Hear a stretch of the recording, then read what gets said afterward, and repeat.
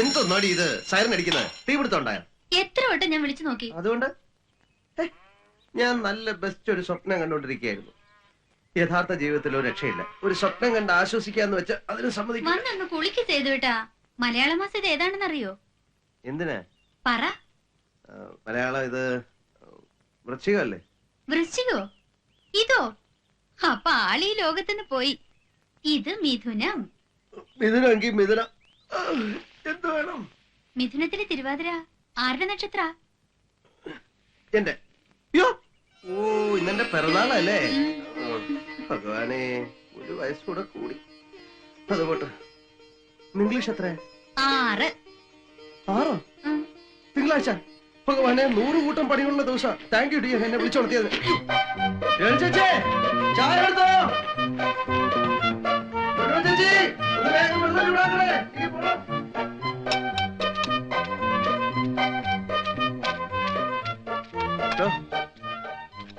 പ്രേമൻ ഇവിടെ വന്നോ? ഇപ്പൊ ഇവിടെ ഉണ്ടായിരുന്നല്ലോ. പ്രേമ, ഇയാള് വലിയ ഭംഗിയൊന്നും വരുത്തണ്ട, ഇതൊന്ന് എളുപ്പം തീർത്ത് തന്നാ മതി. ഇപ്പൊ അങ്ങനെ പറയും. പിന്നെ വല്ലവനും ഒന്ന് പണിക്ക് കുറ്റം പറഞ്ഞാ സാറ് അവരുടെ കൂടെ കൂടും. അയ്യോ, ഞാൻ ആരെയും കുറ്റം പറയുന്നില്ലേ. പ്രേമ, ഞാൻ റെഡി മുതലാളി. തന്നോട് ഇന്നലെ ഞാൻ പറഞ്ഞതല്ലേ ഒത്തിരി സ്ഥലങ്ങളിൽ പോകാണ്ട് രാവിലെ ഇവിടെ കാണുന്നത്. കണ്ടാ മേടിക്കാം വണ്ടിയുടെ. ഏത് വണ്ടി? ഏത് വണ്ടിയെന്നോ? ആ അതെ, ഏത് വണ്ടി തന്നെ ചോദിച്ചത്. വേനാണ് ഉദ്ദേശിക്കുന്നതെങ്കിൽ അതിന്റെ ഡീസൽ ടാങ്ക് ഇപ്പൊ മരുഭൂമിയാ. ഡീസൽ അടിച്ചില്ലേ? ആരടിക്കാൻ, എങ്ങനെ അടിക്കാൻ? ഇന്നലെ ഡീസൽ അടിക്കാൻ കാശ് ചോദിച്ചപ്പോ പച്ചവെള്ളം ഒഴിച്ച് ഓടിച്ചോളാം മുതലാളി പറഞ്ഞില്ലേ. അതുകൊണ്ടാ തൽക്കാലം സഞ്ചരിക്കാൻ ഈ വാടക സൈക്കിൾ എടുത്തോണ്ട് വന്നത്. ഒരു കാര്യത്തിന് അന്വേഷിക്കുമ്പോൾ ഒരു മണ്ണാങ്കട്ടയും കിട്ടില്ല. ഈ സ്ഥലത്തൂടെ പോയാ ഒരു ഇടവഴി താണ്ടി അവിടെ എത്താം. ഇവിടെയാണ് നമ്മൾ ആദ്യം തഹസിൽദാരെ കൊണ്ടുപോകേണ്ടത്. അല്ലല്ല, അതൊരു പുഴയാണ്. അവിടെ പോയിട്ട് കാര്യമില്ല. വില്ലേജ് ഓഫീസർ പോയിട്ട് പിന്നെ സാർ, ആ possession and non attachment certificate മനസ്സിലായി. പക്ഷേ സാറിന്റെ റിപ്പോർട്ട് കിട്ടിയിട്ട് എനിക്ക് 3 ഡെപ്യൂട്ടി തഹസിൽദാരന്മാരെ കൊണ്ട് ഒപ്പിടിക്കണ്ട. പറ്റില്ല. കനാലോട്ടാണുള്ള സ്ഥലമെടുപ്പിന് തഹസിൽദാർ ഒരു ദിവസം. സാറിന്ന് വരാൻ പറഞ്ഞാൽ എനിക്കത് കിട്ടിയിട്ട് വേണം KFC പോവാൻ. ഓ, താനിന്ന് സർട്ടിഫിക്കറ്റ് കൊണ്ടേ പോകും. തരാമെങ്കിൽ ഞാൻ ഇല്ല, ഒരാഴ്ചത്തേക്ക് നോക്കണ്ട. അല്ല പിന്നെ സർ പ്ലീസ്.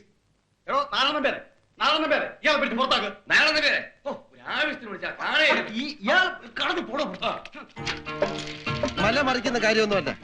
ഫയൽ എടുക്കുക, തുറക്കുക, നമ്പർ നോക്കുക, സർട്ടിഫിക്കറ്റ് ഒപ്പിട്ട് തരിക, അത്രേ വേണ്ടൂ. പക്ഷെ ചെയ്യില്ലെന്ന് വെച്ചാ എനിക്ക് മുതലാളിയുടെ അത്രയും വിദ്യാഭ്യാസവും ലോകപരിചയവും ഒന്നുമില്ല. എന്നാലൊരു അഭിപ്രായം പറഞ്ഞാൽ കൊള്ളാമെന്നുണ്ട്. എന്തഭിപ്രായം? ചേരയെ തിന്നുന്ന നാട്ടിൽ ചെന്ന നടുക്കഷ്ണം തിന്നണം മുതലാളി. ഇത് നിന്റെ അഭിപ്രായമല്ലല്ലോ, ഒരു പഴഞ്ചൊല്ലല്ലേ. പക്ഷെ പഴഞ്ചൊല്ലി സ്വന്തമായിട്ട് അഭിപ്രായം വല്ല പറ. ഈ നാട്ടിൽ കാര്യങ്ങൾ നടക്കണമെങ്കിൽ കൈക്കൂലി കൊടുക്കണം മുതലാളി, അത്ര തന്നെ. കൊടുക്കാം, പക്ഷെ അതിനുള്ള പണം നീ നിന്റെ വീട്ടിൽ നിന്ന് കൊണ്ടുതരണം. പറ്റോ?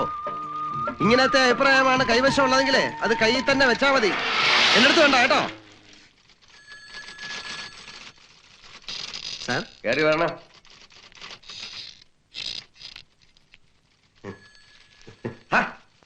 താനായിരുന്ന ഒരു ജോലി എടുക്കാൻ സമ്മതിക്കരുത്. എന്നെ നേരം വെളുക്കുമ്പോ കയറി വന്നോളൂ. തന്നെ കണ്ട അന്നത്തെ ദിവസം പോക്ക എന്ന് വെച്ചാൽ കുറെ കാലമായിട്ട് എന്റെ കാര്യം പോക്ക. ഈ പഞ്ചായത്തിൽ ഇന്ന് വരെ ഇത്രയും തമാശ പറയുന്ന ഒരു എക്സിക്യൂട്ടീവ് ഓഫീസർ ഉണ്ടായിട്ടില്ല. ആരാണോ തമാശ പറഞ്ഞത്? ആരാണോ തമാശ പറഞ്ഞത്? അല്ല, സാറിന്റെ പറച്ചിൽ കേട്ടപ്പോ എനിക്ക് ചിരി വന്നു പോയതാ. അങ്ങനെ ചിരി കൊണ്ട് പോകണ്ട. എന്താണോ എന്റെ പ്രശ്നം? സാർ, ഇൻസ്റ്റലേഷന്റെ പെർമിഷൻ മാത്രമേ ഇനി കിട്ടാനുള്ളൂ. ആണോ? തന്നോട് ഞാൻ എന്താ പറഞ്ഞത്? ആ പറഞ്ഞ സാധനമൊക്കെ കൊണ്ടുവന്നിട്ടുണ്ട്. എന്റെ ഫാക്ടറിയുടെ 100 മീറ്റർ ചുറ്റളവിലുള്ള 11 വീട്ടുകാരുടെ സമ്മതപത്രം. വെള്ളത്തിലൂടെ, വായുവിലൂടെ, ശബ്ദത്തിലൂടെ ഉണ്ടാവുന്ന എല്ലാ പൊല്യൂഷനും അവർ സഹിച്ചോളാമെന്ന് എഴുതി തന്നിട്ടുണ്ട്. ഈ പ്ലാൻ എവിടെ? സാർ, അത് 3 മാസം മുമ്പ് ഞാൻ തന്നു സാർ.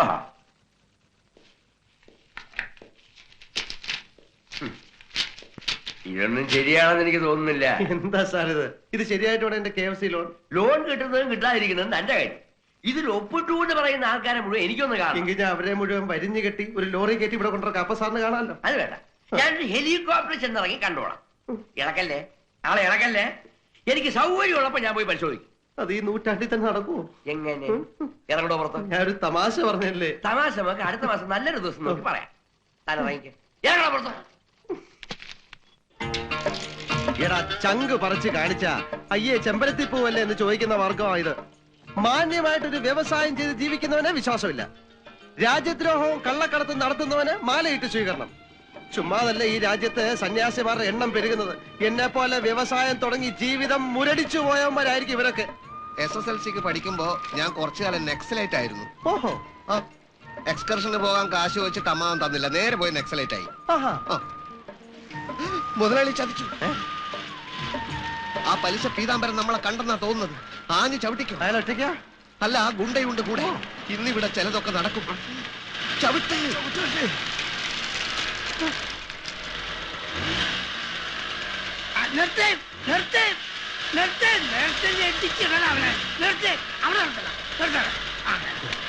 ക്ഷീണിച്ച മോനെ ചവിട്ടിയിട്ട് ഇതാര് പീതാംബരൻ ചേട്ടനാ? എന്റെ പേര് മറന്നില്ലേ? ഇത് ഭയങ്കര സംഭവം തന്നെ അല്ലേ ബോബി? നാളെ കാലത്ത് ചേട്ടൻ അവിടെ ഉണ്ടാവും. അറിഞ്ഞ അതുവഴി വരാതിരിക്കാനാവും. അല്ല, വരാൻ ചേട്ടനെ കാണാൻ. എന്താ വിശേഷിച്ച്? എന്താ ചേട്ടൻ മറന്നോ? ചേട്ടൻ ഞാൻ കുറെ രൂപ തരാനുണ്ട്. 20,000 രൂപയും അതിന്റെ പലിശയും. മരം വാങ്ങിക്കാൻ ഷോർട്ടേജ് വന്നപ്പോ 6 മാസത്തിന് മുമ്പ് ചേട്ടനെ സഹായിച്ച ചേട്ടൻ മറന്നോ? വേണ്ട, അതൊന്നും എന്നെ ഓർമ്മിപ്പിക്കണ്ട. എന്താണ് അവിടെ തന്റെ വിചാരം? എടോ, ഒരു സ്കൂൾ മാസം പോകാനില്ല അല്ലേ? അച്ഛൻ ചീത്തപ്പേരുണ്ടാക്കി നടക്കാൻ പറഞ്ഞ വാക്കിന് വരെ വേണം. ചേട്ടാ ചേട്ടാ ചേട്ടാ, ഇത് റോഡാണ് ചേട്ടാ. നാളെ ഞാൻ ഒരു വ്യവസായ സ്ഥാപനത്തിന്റെ ഉടമയാണ്. 3 ദിവസത്തിനകം എന്റെ ലോൺ പാസ്സായി കിട്ടും. അത് കിട്ടിയാൽ ഉടൻ ആദ്യം ഞാൻ തരുന്നത് ചേട്ടന്റെ കാശായിരിക്കും. അന്നും താനൊരു 3 ദിവസത്തിന് കണക്കാ പറഞ്ഞത്. അല്ല, അന്ന് 3 മാസമാ പറഞ്ഞത്. അല്ല 3 ദിവസം എന്ത് ചെയ്യും? ഇന്ന് 17, നാളെ 18, 19, 20. 20-ാം തീയതി കാലത്ത് മുതലും പലിശ എന്റെ വീട്ടിലെത്തിയില്ലെങ്കിൽ നോക്കി ഇവനെ കൊണ്ട് നിർത്തടാ. ഞാനുണ്ട്. ഇത് കുറുപ്പാണ് പറയുന്നത് കേട്ടാ. ഇത് മനസ്സിൽ വെച്ചോ, നല്ലോണം ഓർമ്മിച്ചോ.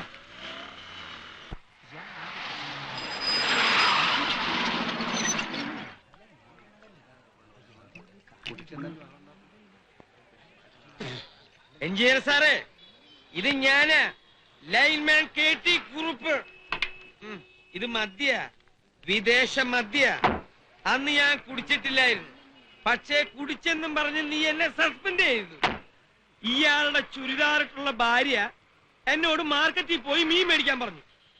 എന്റെ പൊന്നു സുഹൃത്തുക്കളെ, ഞാൻ അവളോട് പറഞ്ഞു, ആ പണി നീ നിന്റെ തന്തയോട് പറഞ്ഞാൽ മതി. ഇത് പറയാൻ ഒരു ഇന്ത്യൻ പൗരന് അവകാശമുള്ള പട്ടിപ്പന്നികളായി പോലീസിന് വിളിച്ചു പുറത്താക്കും. പോലീസ് എന്താ നിന്റെ അമ്മായിയപ്പന്റെ കുടുംബക്കാരാ? താനെ ചീഫ് എഞ്ചിനീയർ അല്ല, ചീഫ് എഞ്ചിനീയർ. ചീപ്പ് ചീപ്പ് എന്ന് പറഞ്ഞ അൽപ്പൻ.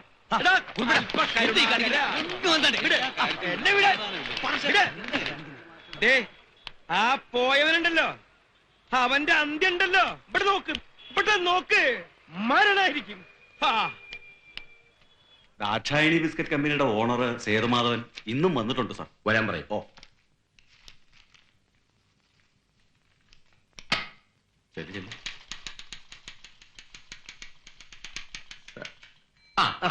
തന്റെ കാര്യം നടക്കില്ല. അയ്യോ, വന്നു കയറിയോണ്ട് അങ്ങനെ പറയരുത് സാർ.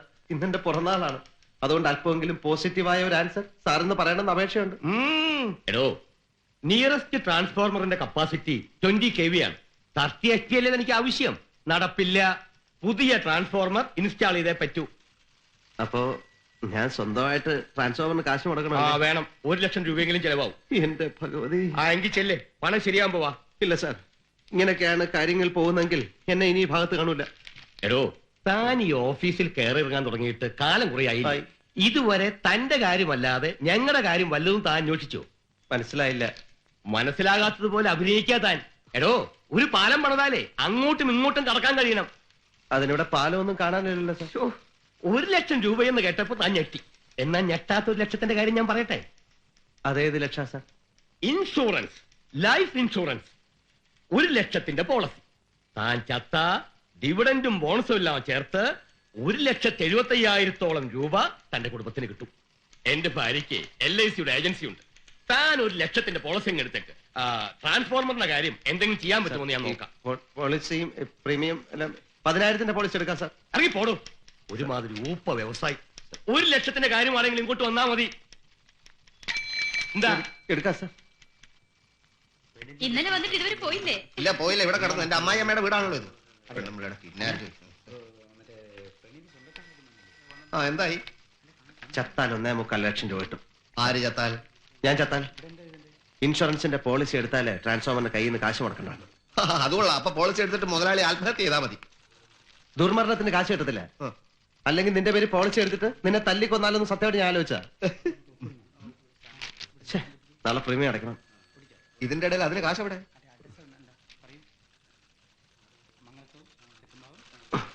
നീ ഇതുകൊണ്ട് പണയം വെച്ചിട്ട് കിട്ടുന്ന എന്താന്ന് വെച്ചാൽ വാങ്ങിച്ചോണ്ട് വാ. ഓ, നമ്മുടെ സ്ഥിരം ഞാനിവിടെ എവിടെയെങ്കിലും കാണും. ഓ, ഓക്കെ.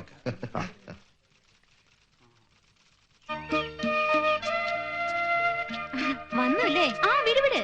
ഇത് അമ്മയ്ക്ക് ബലരാമൻ ചേട്ടൻ ബോംബെ നയിച്ച കത്താ. അപ്പൊ എനിക്കോ? നിനക്കില്ല. നാളെ മുതൽ നിന്റെ കത്ത് അന്വേഷിച്ച് പോസ്റ്റ് ഓഫീസിന്റെ നടയിൽ നിൽക്കാനേ വേറെ ആളെ അന്വേഷിക്കണം. കുതിരയ്ക്ക് കൊമ്പ് മുളയ്ക്കുമ്പോഴാവും നിന്റെ സേതുവായിട്ട് നിനക്ക് കത്തയക്കുന്നത്. നീ ശരിക്കും നോക്കിയോ ശ്യാമേ? ആഴ്ചയിൽ 2-3 കത്ത് വീതം നീ അങ്ങോട്ട് കാച്ചി വിടുന്നുണ്ടല്ലോ. പക്ഷെ അയാളോ നിനക്കൊരു കത്തയച്ചിട്ട് മാസം 3 ആയില്ലേ? കാര്യമായിട്ട് എന്തെങ്കിലും തിരക്കിപ്പെട്ടതാവും. അല്ലെങ്കിൽ എഴുതിയനെ. എന്റെ സംശയം അയാള് നിന്നെ വിട്ട് ടൗണിൽ തന്നെയുള്ള ഏതെങ്കിലും ഒരു പരിഷ്കാരി പെണ്ണുമായി പ്രേമം തുടങ്ങി കാണുമെന്നാ. നിന്നെ തഴഞ്ഞതാ. പിന്നെ ഇന്നോ ഇന്നലെയോ തുടങ്ങിയതല്ലോ ഞങ്ങളുടെ സ്നേഹം. സേതോട്ടന്റെ ലോകത്ത് ഞാൻ മാത്രമേ ഉള്ളൂ. എന്റെ ലോകത്ത് സേതോട്ട മാത്രം. നിന്റെ ഈ വെട്ടിത്തരം കേൾക്കാൻ ഞാനില്ല. അമ്മ തിരക്കുന്നുണ്ടാവും. വൈകുന്നേരം കാണാം. ശ്യാമേ,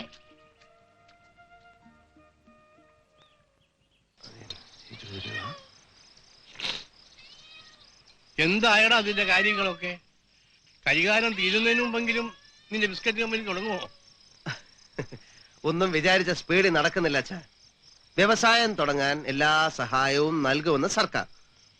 അതെല്ലാം മുടക്കുമെന്ന് കുറെ ഉദ്യോഗസ്ഥന്മാർ. അത്രേ ഉള്ളൂ, വേറെ പ്രശ്നമൊന്നുമില്ല. 16,000 അത് പോയി. ഇനി 7,312.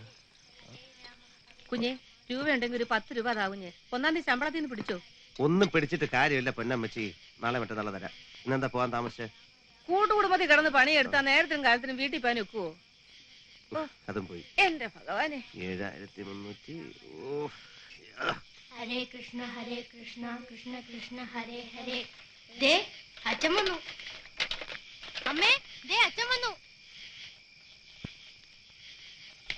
വാഴപ്പഴം വാങ്ങിച്ചു. എല്ലാ വാഴയ്ക്കും വാങ്ങിച്ചു. നീ ഇങ്ങനെ വിളിച്ചു പോവാതെ വായം പൊളിച്ചെല്ലാം ഇങ്ങനെ പോരും. അച്ഛ അലു കൊണ്ടുവന്നോ? ഓ, നിങ്ങൾ ഇങ്ങനെ സീറ്റ് കൊടുത്തു കൊടുത്ത ചെറുക്കൻ ഇങ്ങനെ വീപ്പക്കുറ്റി പോലെ ആയത്. ചിറ്റപ്പ, എനിക്ക് അലുവ. പോടാ, മോൻ അകത്തോണ്ട് വെച്ച് തിന്നെ, ഇല്ലേ കൊതി കിട്ടും. അമ്മേ, അമ്മേ. ആ മോൻ എന്താ വേണ്ടേ? കഞ്ഞിയോ ചോറോ? എനിക്ക് അലുവ മതി. അലുവേ? ഇപ്പൊ എവിടുന്ന് കിട്ടി ഈ പൂതി? അപ്പത്തെ ചിറ്റമ്മ കൊണ്ടുവന്നല്ലോ. ചോദിച്ചപ്പോ പോടാൻ പറഞ്ഞു. എനിക്ക് അലുവ വേണം. സേതു, നീ ഇത് കണ്ടോ? ഏത്? കുട്ടികളെ അതും കാണിച്ച് വെറുതെ കൊതിപ്പിക്കുക. എനിക്ക് അലുവ വേണം. ഒന്നിൽ ഇതൊന്നും മേടിച്ചോണ്ട് വരാതിരിക്കുക. അല്ലെ ഇവർക്കൂടെ കുറച്ച് കൊടുക്ക. കുട്ടികളല്ലേ? ഞാൻ ഈ രാത്രി എവിടെ പോയി അലുവ ഉണ്ടാക്കാനാ? എനിക്ക് അലുവ വേണം. മോനെ, ചെറിയ അലുവ പോലത്തെ ഒരു സാധനം തന്നാ മതിയോ? അടുക്കളയെ കൊണ്ടുപോയി ചേച്ചി ഇവന്റെ വായി കുറച്ച് ഉലുവ എടുത്തിട്ടൂടെ? സേതു, നിനക്ക് നിന്റെ ചേട്ടന്റെ കുട്ടികളെ ഇഷ്ടമല്ലാണ്ടായോ? എന്റെ പൊന്നു ചേച്ചി, ഞാൻ ശരി ചോർ കോമഡി പറഞ്ഞു. അതെ, ഇതേ ഇവിടെ നോക്കിയാൽ ശരിയാവില്ല. ഞാൻ അപ്പുറത്തോട്ടെങ്ങാനും പോവാ. അപ്പൂപ്പ അലുവ. അപ്പൂപ്പ. പിള്ളേരിച്ചിരി കഞ്ഞി കുടിക്കാനും സമ്മതിക്കില്ല.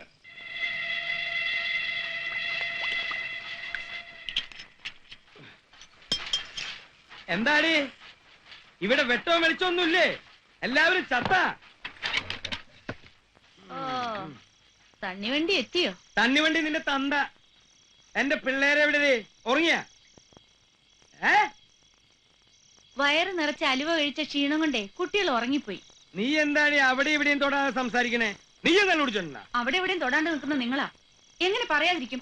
കുട്ടികൾ ഒരു കഷ്ണം അലുവ ചോദിച്ചെന്നും പറഞ്ഞ് നിങ്ങളുടെ അളിയനും പെങ്ങളും ഇനി പറയാൻ ബാക്കിയൊന്നുമില്ല. എന്തു പറഞ്ഞു? ചെന്ന് ചോദിച്ചു നോക്ക്.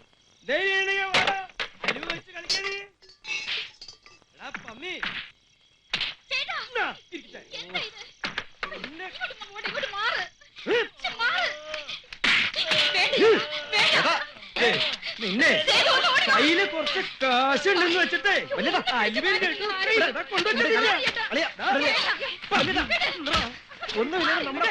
ഭർത്താവായാല് ഇവനിവിടെ എന്താ കാര്യം?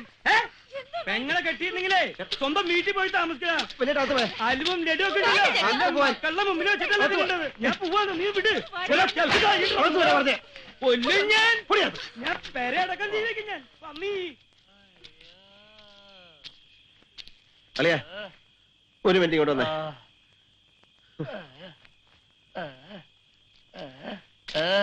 അളിയനോട് എനിക്കൊരു കാര്യം പറയാനുണ്ട്.